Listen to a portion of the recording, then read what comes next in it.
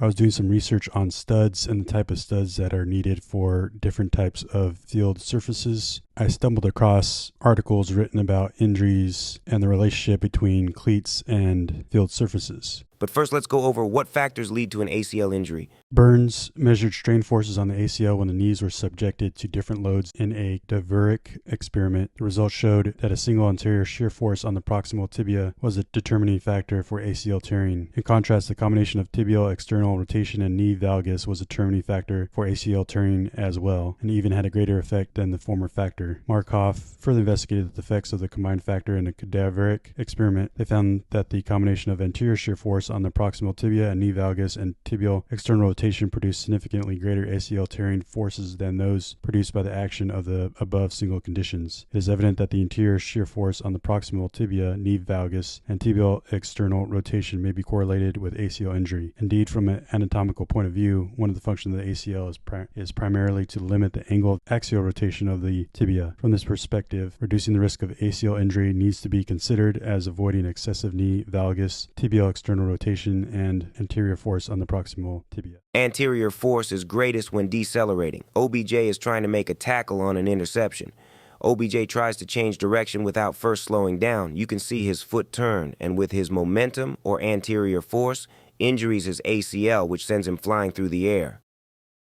The football turf without infill showed significantly lower frictional torques than natural grass, whereas a football turf with sand rubber infill had significantly higher torques. Blades were associated with significantly higher torques than studs on natural grass and on one football turf with sand rubber infill. Dry weather was associated with higher torques only for the football turf without infill. The torque increased linearly and significantly with an increasing vertical load. Numerous epidemiologic research studies have found that the artificial and natural grass turfs exhibit similar injury rates overall. Nee concluded that artificial turf caused significantly more mild lower extremity injuries and potentially more severe knee and ankle injuries than natural grass turfs, and that there was no significant difference in the possibility of severe injuries between different artificial turf surfaces. Scovron concluded that artificial turfs exhibited 30 to 50% higher rate of lower extremity injuries compared to natural grass surfaces, and several other studies also supported that natural turfs exhibit higher rates of foot and ankle injuries compared to natural grass turf. As can be seen, epidemiological studies have limitations in revealing the correlation between the soccer playing surfaces conditions and ACL, and even on lower extremity injuries due to other factors that are difficult to control, such as weather, grass conditions, and the monitoring of players' playing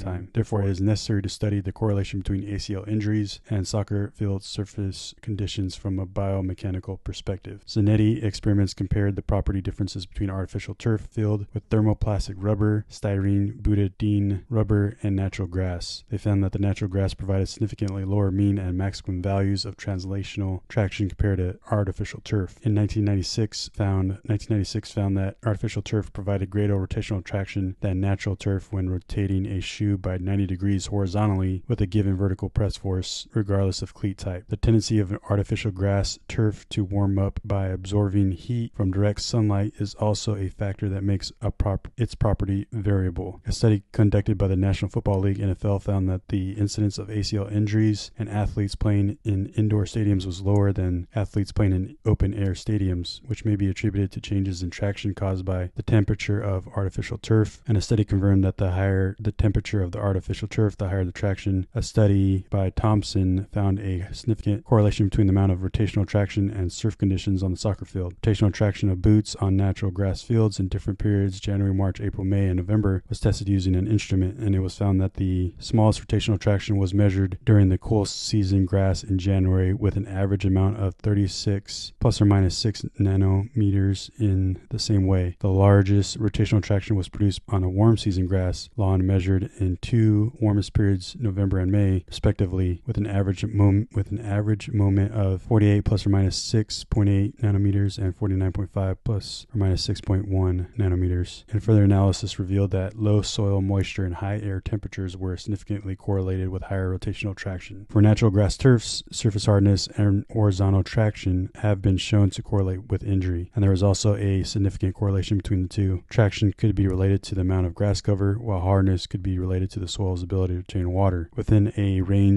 certain range, the higher the amount of grass filament cover, the higher the tractional force, the higher the sand content of the soil, the lower the rainfall-induced change in soil wetness, resulting in relatively small change in hardness. The surface hardness of the natural turf varied significantly with seasonal precipitation. The traction appeared to decrease consistently over the winter season, presumably because of the decrease in natural grass filament cover. Neig concluded that the incidence of injuries on natural turf is more related to the outsole surface interface and has relatively little to do with field surface hardness. A study conducted by the AFL also showed that ACL injuries correlate with more rainfall changes on a long-term scale than they do with rainfall changes on a day or week scale. In other words, the correlation between changes in site surface traction due to seasonal temperature changes and ACL injuries was higher than the correlation between changes in site surface hardness due to the short-term precipitation changes and ACL injuries. The experiments conducted by Thompson also supported this point. They found significant interactions between different types of natural grasses, cool season grasses, and warm season grasses, and different types of outsole types, artificial grass, FG, and soft grass. The translational traction produced by the combination of soft grass, outsole, and warm season grasses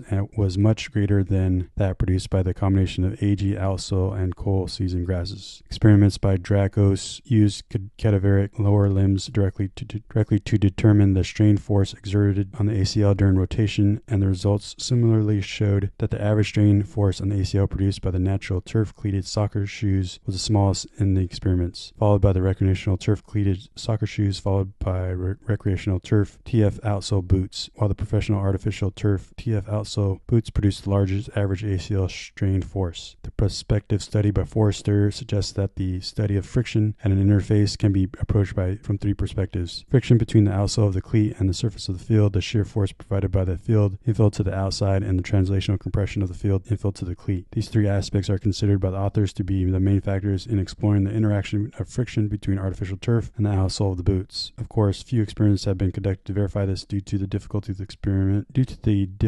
of experimentally observing the motion of the artificial turf infill.